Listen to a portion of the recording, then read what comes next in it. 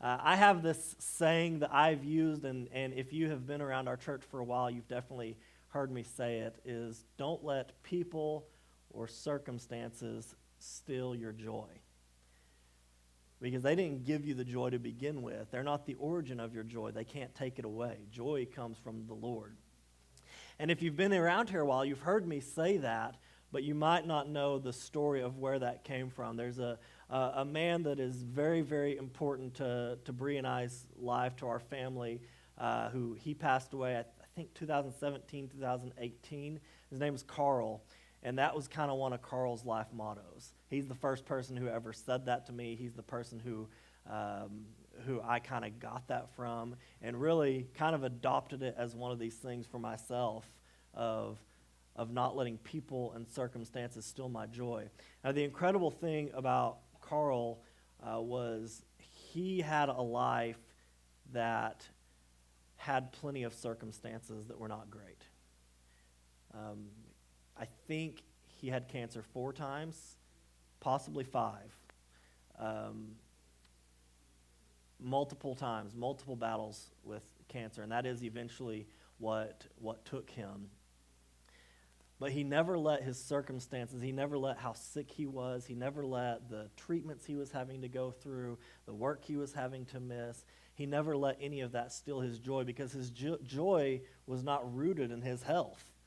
His joy was not rooted in his finances, of which he had to spend a lot in the battle with cancer. His joy was rooted in the Lord.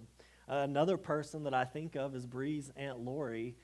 Many of you might remember just right at a year ago, Bree flew out to Washington State to say goodbye to her Aunt Lori. She didn't have any sayings or mottos, but she was one of the most joy-filled people I've ever met in my life. And she battled cancer for 13 years. In fact, shortly after Bree and I started dating, she was diagnosed with breast cancer, and when it seemed like that was cleared up, she was diagnosed with glioblastoma. And I don't know if you know what glioblastoma is. It's incurable.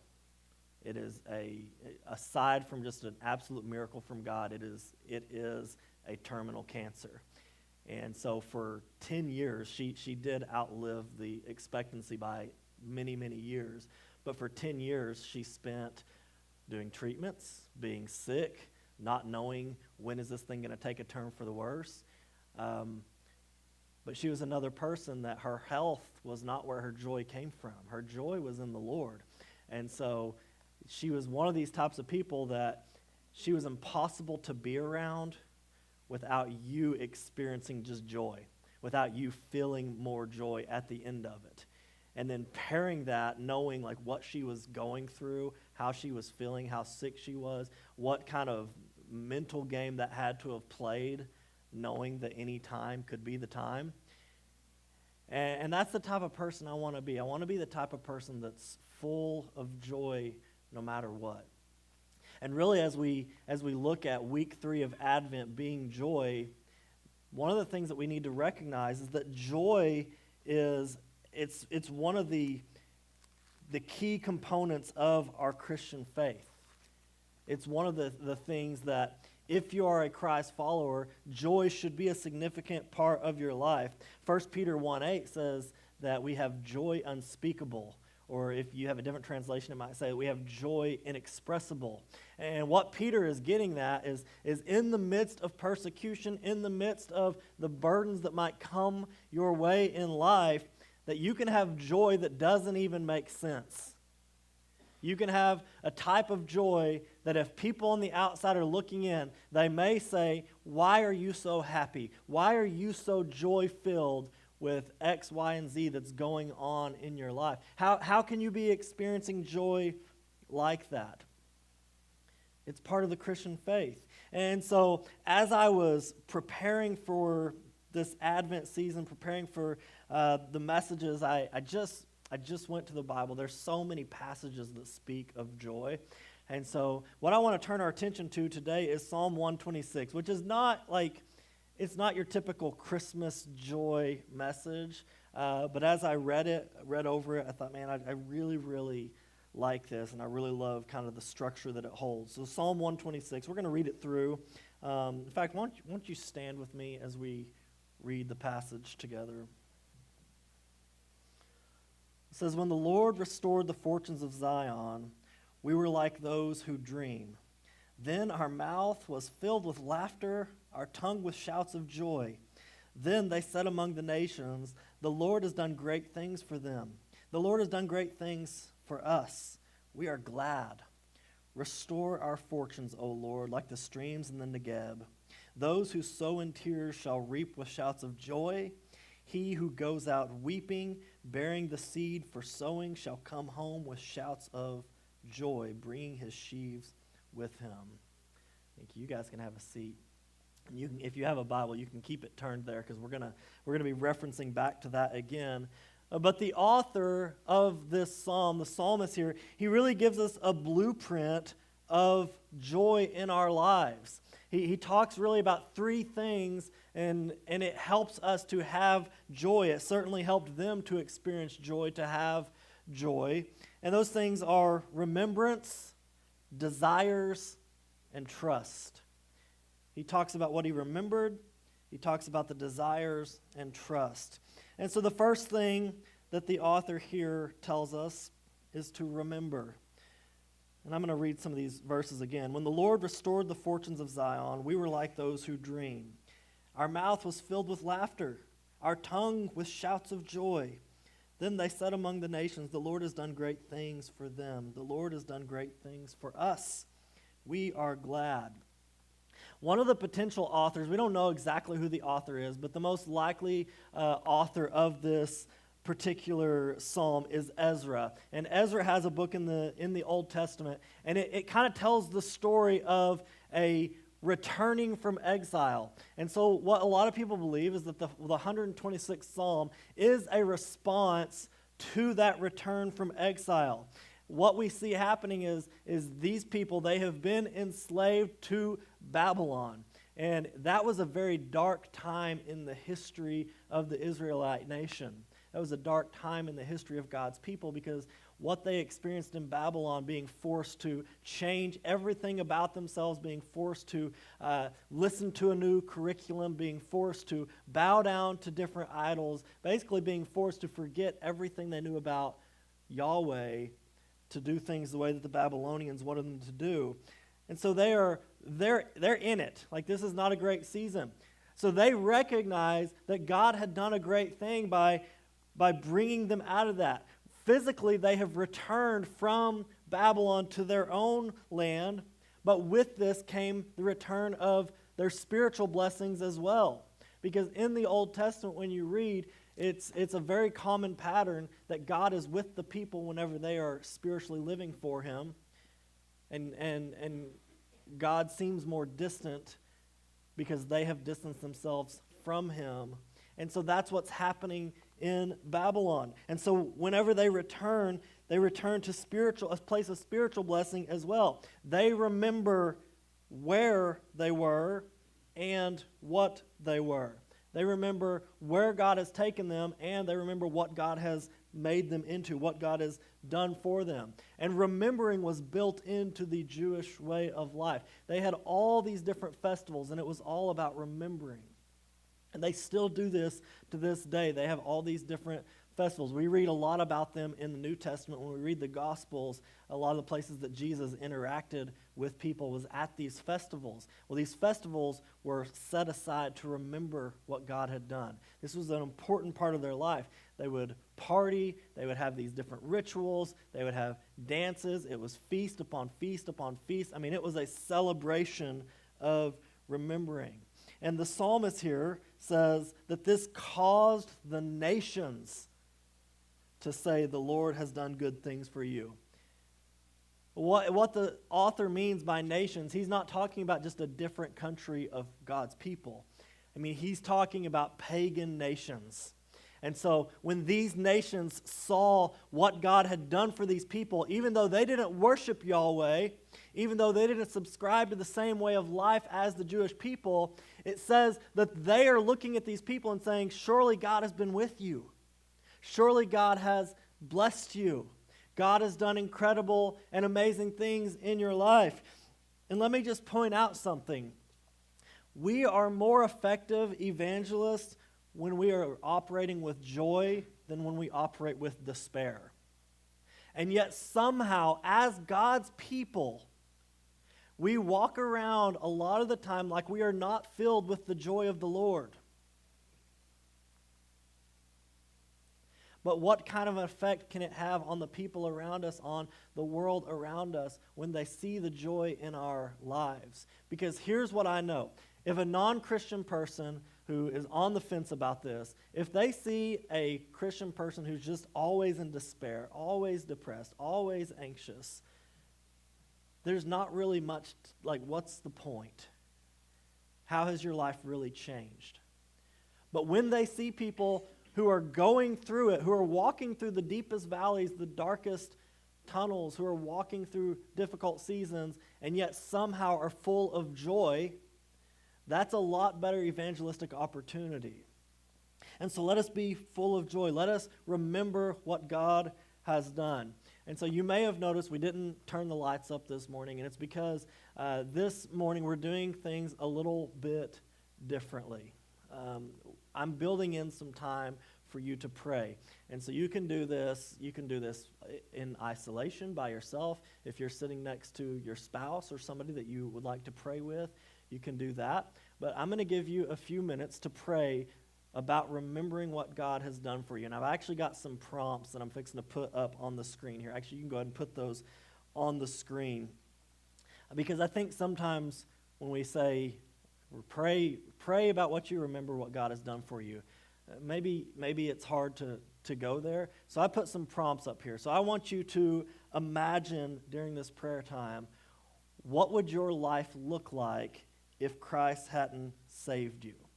Now, I recognize that this is a different way of looking at things for every single person. Some of you have been a Christian your entire life. And so it's like, my story, for instance, it's hard for me to really remember a time before Jesus. So if I really, really want to remember, like, what has God pulled me out of? What has God done in my life to pull me out of? You know what helps me to look back? Not to my story, not to my mom's story, to my grandma's story. When I look at my family's history, there's some grimy stuff there. When I look at the things that the Lord brought my grandmother out of, the life situation that she was in, the words that were spoken over her by her mother, and I see what God brought her out of and how that in turn has affected generation after generation after generation, I can find some joy there. When I think about Bree's side of the family, Bree's much like me. She was saved at a very young age, really doesn't remember much before that. Her grandpa's story is not the same. It is because of the Lord that her grandpa changed his life and changed generations after him. Or maybe you remember a season of your life where you weren't walking with the Lord. Maybe you've got some stuff in your past. Maybe you've got some grime in your life. What is it that God has brought you out of? So I want you to consider these things. How has the Lord used your life experiences to reveal himself to you? Maybe you want to consider one of the most memorable moments in your life. This can be a good moment, a bad moment, but one of those core memories in your life that you just remember it, you couldn't forget it if you tried. And try to think about, what was your walk with the Lord like at that time? And where are you at now? How has God grown you since that moment? How has he grown your faith since that moment? Think about the people that God has brought into your life. How have those relationships revealed God's goodness to you? Man, when I think about my family, both the family I was born into and the family I married into, when I think about my wife, when I think about my children, when I think about my Horizon Church family, those of you who are sitting here right now, I can't help but have joy at the people that God has brought into my life. And so those are some prompts. I want you to I'm going to give you about 3 minutes. Austin's going to play some music, and I just want you to spend some time praying and just remembering what God has done for you. The second thing that the author tells us of the blueprint here that he gives us is about our desires. Verse 4 says, "Restore our fortunes, O Lord, like the streams in the Negeb." The author here has remembered what God had done for him in the past, remembered what God had done for his people in the past, and he wanted God to abundantly bless him again. And what I want you to understand is restoring the fortunes is not about, this may seem a little controversial. It may even seem a little bit selfish. Restoring the fortunes so it flows like the streams of Negeb. The Negeb was a desert, one of the driest places on earth, still is. The grounds were cracked and dry, like the type of cracks that we would get in drought seasons in Oklahoma when I was a kid, where like if you dropped something, it was gone. It would just fall forever. When they got rain, it was a torrent, like more rain than they could possibly use in that moment. And what it would do is it would affect the area all around it, where this just massive flood water would come through, just this abundant amount of water would come through, more than they need. What it would wind up doing is even the areas that surrounded it, where rain was not happening, where water was not saturating the ground, it would begin to grow flowers. It would begin to grow some grass. Like the abundance of the rain was so much that it started positively affecting even the ones around it that weren't actually receiving the blessing of rain. And so when the author says, "Restore our fortunes, O Lord, like the streams in the Negeb," again, may seem controversial. He's not saying, "Lord, will you make sure that all my needs are met, that I have the food that I need? Will you make sure that we're able to pay the light bill this year? Lord, will you make sure that my neighbors' kids who, they're having a rough year this year, that they can get a little bit of money to have a good Christmas?" None of those are bad ways to pray. None of those are bad things to pray. But that's not what the author here is saying. He's saying, God, pour down blessing upon blessing upon blessing. Restore the fortunes. God has already done this before. Restore our fortunes the way that you've done it before. Bless us more abundantly than we could ever imagine. Bless us more abundantly than what we even know what to do with it, so that those around us wind up receiving blessing because of it also. Here's what I need you to believe with me. You can take your desires to God, and He does want to hear them. And He doesn't have to experience the cleaned up version of you. Because here's another thing. We all have these desires. We all have these things we want to ask God for. We want to ask God to do in our lives. But sometimes it's like when we go to the Lord in prayer, we try to clean ourselves up. We're like, "Oh, please be with the starving people." Well, in the back of our mind, we're saying, "God, I would love you to do this in my life." And like we're trying to hide that from the sovereign Lord of the universe. He already knows what's in your heart. He already knows what's in our mind. And so it's okay for us to pray for those things. Listen to this interaction with Jesus in Matthew chapter 20. It says, "Behold, there were two blind men sitting by the roadside. And when they heard that Jesus was passing by, they cried out, 'Lord, have mercy on us, Son of David.' And the crowd rebuked them, telling them to be silent. But they cried out all the more, 'Lord, have mercy on us, Son of David.' And stopping, Jesus called them, and He said, 'What do you want me to do for you?' And they said to Him, 'Lord, let our eyes be opened.' And Jesus, in pity, touched their eyes, and immediately they recovered their sight and followed Him." So you have this scene where there's these two blind men sitting there, and Jesus walks by, and they know He can do something about it. And Jesus sees them and says, "Well, what do you want me to do?" And man, they said the most selfish thing: heal us, fix us. And I noticed that Jesus did not say, "How dare you?" What are you thinking? There's so many other things you could pray for. And this is what you're asking for? I noticed that Jesus didn't say any of those things. No, it says that he did it. He healed them. And so, church, we don't have to clean up. We don't, like, the Lord wants us as we are. I've said this around here 1,000 times, but Christ knew what he was getting on the cross, and he bought it anyways. Like, it didn't come as a surprise to him after he died and rose again. It was like, these people are horrible. This is what I paid for. This is what I gave my life for. No, he knew what he was getting, and he did it anyways. And so we don't have to like clean ourselves up to come to the Lord. We don't have to hide these desires in our hearts when we come to the Lord. A few months ago, man, I was just in this season of just, I don't know, feeling some kind of way about myself, feeling some kind of way about the way things were going. And I just decided I'm just going to pray to God. I'm going to tell him everything I want.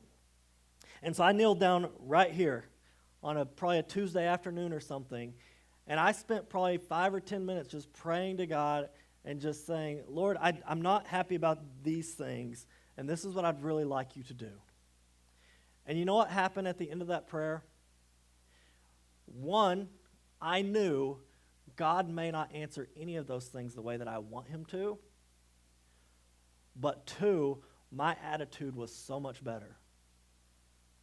Like I had this joy after having just asked my Father for these things, that maybe he will give them to me, maybe he will not. Where it becomes selfish and wrong is where we start getting angry at God because he answers prayers differently than we want him to, where we start saying, I know better than you. But our Father can take us praying to him, asking for things that maybe seem selfish. And like I said, we're not hiding anything from the sovereign Lord of the universe. He already knows what's in our hearts. So I know that this may seem controversial to you. I know that maybe some of you are just so selfless, this is going to be hard for you. But we're going to take a couple of minutes, and we're going to pray. And I want you to pray about like your honest, raw desires. And so I got a couple of prompts here. If God would do something spiritually in your life, because remember, returning the fortunes to Zion here, they came back spiritually and they came to a place of physical blessing. So if God would do something spiritually in your life, what would it be? And then second, if God would give you any physical or material desire of your heart, what would it be? Listen, I'm just going to tell you, I got some things that I want God to do. I got some people that I want healed. I've got some desires in my life. One of my desires that if God takes me tomorrow, if God takes me on the way home from church this afternoon, it'll be all right. I'm going to heaven. But here's some desires. I want to walk Maya down the aisle someday. I want to see my son become a man. And I want to teach him how to be one. I don't want any other man to ever have the privilege of marrying my wife. I mean, that's just an honest desire of mine. I want us to go out as 90-year-olds in a car crash going 100 miles an hour having a good time. I want us to go together.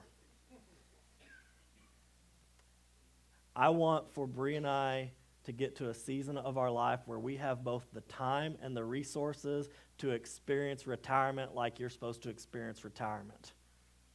If that means on a beach one week and in the mountains the next week, then that's what I want to do. And so I have these things that I'm praying, God, please let this be true of my life. Like I said, if he takes me tomorrow, I'm probably not going to be sitting in heaven saying, what's going on down there? This isn't how I wanted it. No, I'm going to be so awestruck by Jesus that I do have things that I want to pray for. And so if God could do something spiritual in your life, what would it be? If God would give you any physical or material desire of your heart, what would it be? Finally, the author, after he puts the blueprint together of remembering what God has done, asking for desires, he says this is the effect that has, is that somehow you're able to trust and even have joy in the more difficult seasons of life. Verse 5 says, "Those who sow in tears shall reap with shouts of joy. He who goes out weeping, bearing the seed for sowing, will come home with shouts of joy, bringing his sheaves with him." When we remember what God has done, when we're honest with him about our desires, and we ask him, it produces a joy within us that is present even in difficult situations, even in difficult seasons. And when that happens, we're able to identify with our brother Job, who said that I know my Redeemer lives. Job, who had just been through it and back. If you've ever read that story, he lost everything precious to him. And yet he says, but I know that my Redeemer lives, and at the last he will stand upon the earth. We're able to identify with our brother David, who said in Psalm 27, I believe that I will look upon the goodness of the Lord in the land of the living. The verses just before this, David is outlining how all of his enemies are coming against him, how all of these different nations are trying to defeat him. But he says, but I believe that I will look upon the goodness of the Lord in the land of the living. We're able to identify with our brother Paul, who says, for I consider that the sufferings of this present time are not worth comparing with the glory that the Lord, or with the glory that is to be revealed to us. We're able to say with an honest and open heart that what I'm going through right now, it's just a blip in the bucket of eternity. It's not even worth comparing. Like I still have joy in this moment. You know, I've told people this before. I've told you all this before, but I love sharing the story of Horizon Church. I love remembering what he has done. I got the opportunity to do that just this week. I love remembering how far he's brought us. I love remembering where it started, just all the details of the story. I love remembering what God has done, remembering how he provided so many different things, how he provided not just financial resources, but spaces, how he provided the opportunity for all of you to be here. I love remembering that story. And I love going to the Lord and saying, God, this is what I want for Horizon Church. This is what I want for my family. And then when we do walk through maybe a particularly stressful situation or stressful season, I'm able to know God has been working in this for so long. I can make it through this with joy in my heart. And so today, on this third Sunday of Advent, I want to remember the joy by reading this passage out of the Gospel of Luke, out of the Christmas story. It says, and the angel said to them, fear not, for behold, I bring you good news of great joy that will be for all people. If you are in the room this morning and you are a Christ follower, that joy was for you. That joy that angel talked about, the joy that Jesus brought, that was for you. And so I hope that in the midst of the busyness of this season, I hope in the midst of whatever stress may be involved this season, that you will remember the joy of the Lord. But if you're in the room this morning and you have never committed your life to Christ, I want to encourage you and plead with you also that joy is available to you also. this joy that we've been talking about through remembering and desires. It's available to all people. And so this morning, as the worship band's going to make their way forward, as we worship together, I just want you to know that you are loved and you're not alone. And so if the Lord is dealing in your heart, maybe you want to experience that joy for the very first time, or maybe you just want to pray and remember the joy, I hope that you will come find me. I'll be right down here worshiping next to my wife. I'll also be around here at the end of service, and I'd love to meet with you and pray with you. Will you stand? Let's pray together, and then we're going to worship.